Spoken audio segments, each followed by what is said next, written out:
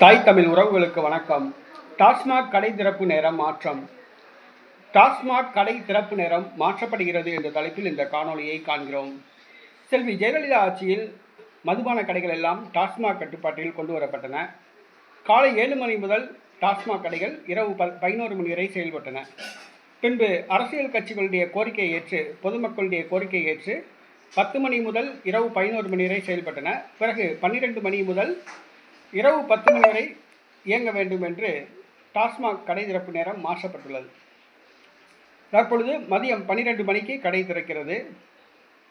ஆனால் இந்த டாஸ்மாக் கடை நேரத்தையும் மாற்ற வேண்டும் என்று பொதுமக்கள் கோரிக்கை வைத்ததன் காரணமாக இந்த டாஸ்மாக் கடை திறப்பு நேரம் மாற்றப்படுகிறது. அதாவது மாலை 6 மணிக்கு தான் டாஸ்மாக் கடை திறக்கும், நைட்டு 10 மணிக்கு மூடிடுவாங்க. மொத்தம் டாஸ்மாக் கடை 4 மணி நேரம் தான் இருக்கும். அதாவது காலையில் வேலைக்கு போகிறவங்க, மதியம் 12 மணிக்கு வேலைக்கு போகிறவங்க, மதியம் 12 மணிக்கு வேலை முடிச்சுட்டு வர்றவங்க இந்த 12 மணிக்கு சாராயத்தை குடிச்சிட்டு போய் படுத்துகிறாங்க. இந்த இளைஞர்கள் மீது உள்ள அந்த மதுபான ஆர்வத்தை குறைப்பதற்காக வேண்டி, போதைக்கு அடிமையாவதற்கு தடுப்பதற்காக வேண்டி இந்த மதுபான கடை நேரம் மாற்றப்படுவதாக கூறப்படுகிறது.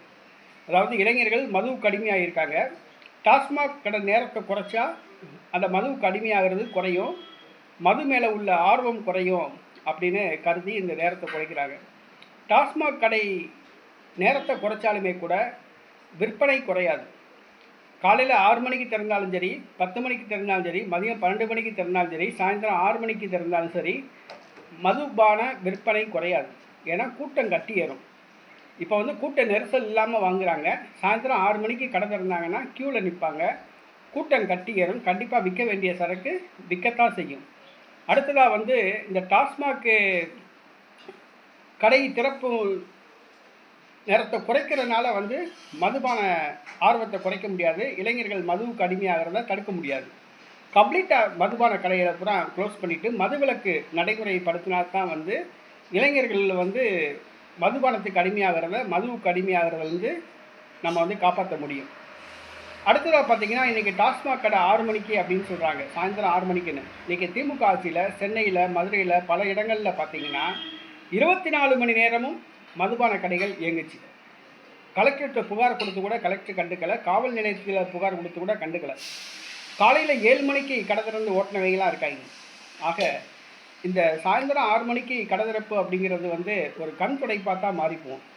ஏன்னா அந்த தனியார் பார் மணமகிழ் மன்றம் உரிமை எடுத்தவங்க போட்ட காசை எடுக்கணுங்கிறக்காண்டி என்ன செய்வாங்க, இந்த எம்எல்ஏ, காவல் நிலையம், இந்த மாதிரி அரசு அதிகாரிகளுக்கு பணத்தை கொடுத்து 24 மணி நேரமும் இயங்குகிற மாதிரி பார்த்துக்கிடுவாங்க.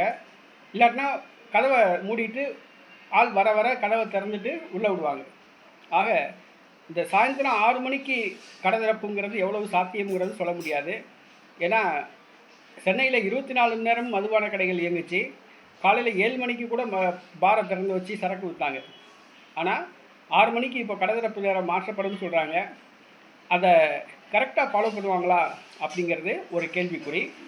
ஆக இன்னும் ஒரு சில நாட்களில் இது சம்மந்தப்பட்ட அறிவிப்பு வருது.